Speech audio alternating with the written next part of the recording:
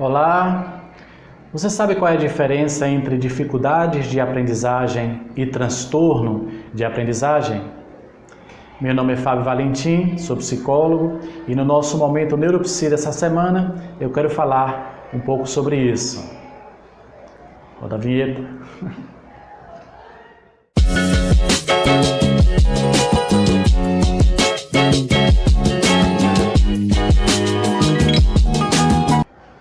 Então, quando falamos em dificuldades de aprendizagem, nós estamos falando em situações que são externas ao ato de aprender, como, por exemplo, crianças ou adolescentes que estão enfrentando, um processo de divórcio dos pais, e isso tem se constituído uma dificuldade muito grande naquele momento.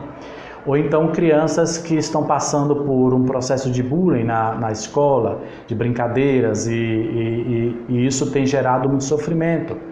Ou simplesmente os recursos didáticos não são os mais adequados, a didática do professor não colabora com aquele aluno, ou simplesmente a própria estrutura física da sala, as carteiras, as cadeiras não são as mais adequadas, ou simplesmente o próprio clima, ou muito quente ou muito frio.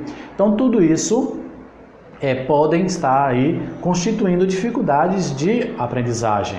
Então, quando nós falamos em dificuldades de aprendizagem, nós estamos falando em situações que são circunstanciais e que, sendo resolvidas, a criança volta à aprendizagem normalmente, sem nenhum prejuízo na sua aquisição de conhecimento. Quando nós falamos de transtorno de aprendizagem, aí nós estamos falando de uma disfunção neurológica, que é algo inerente e interno ao próprio ato de aprender. E aí nós temos 3 comprometimentos que são específicos. O primeiro é a dislexia, que é essa inabilidade em relação à leitura. Simplesmente a criança ou adolescente não consegue adquirir essa habilidade por um comprometimento neurológico. Então não é algo externo ao ato de aprender, mas é algo interno ao próprio ato de aprender. Quando o segundo, uma dificuldade específica no processo de aprendizagem, é a questão da disgrafia, que é essa inabilidade no processo dos movimentos coordenados na escrita. Então, a criança ou adolescente simplesmente não consegue, por mais que ele se esforce, ele não vai conseguir desenvolver essa habilidade por um comprometimento que é inerente ao próprio ato da escrita, que é por questões de disfunções cerebrais. E o terceiro, dificuldade específica no processo de aprendizagem, é a questão da discalculia, que é essa inabilidade da criança e do adolescente de realizar cálculos matemáticos. Então, quando nós falamos em transtorno, nós estamos falando em situações que são inerentes ao próprio ato de aprender. Quando falamos em dificuldades, nós estamos falando aí em situações que são externas ao ato da aprendizagem e que podem serem resolvidas e assim tanto a criança quanto o adolescente voltar ao seu processo de aprendizagem normalmente.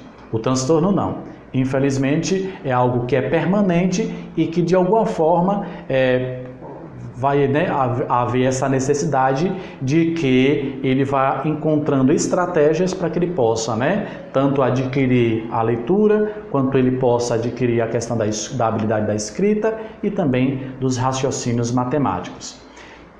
Aí a gente pode se perguntar, mas Fábio, uma criança que tenha transtorno da aprendizagem, que é algo permanente, ela pode aprender? É claro que sim.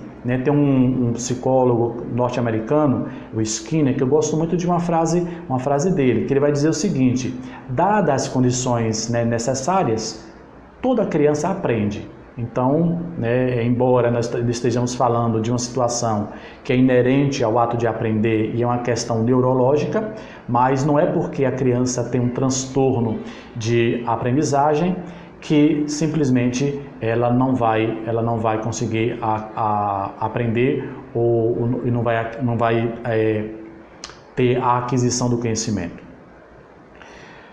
Se você gostou desse conteúdo, curta, compartilhe.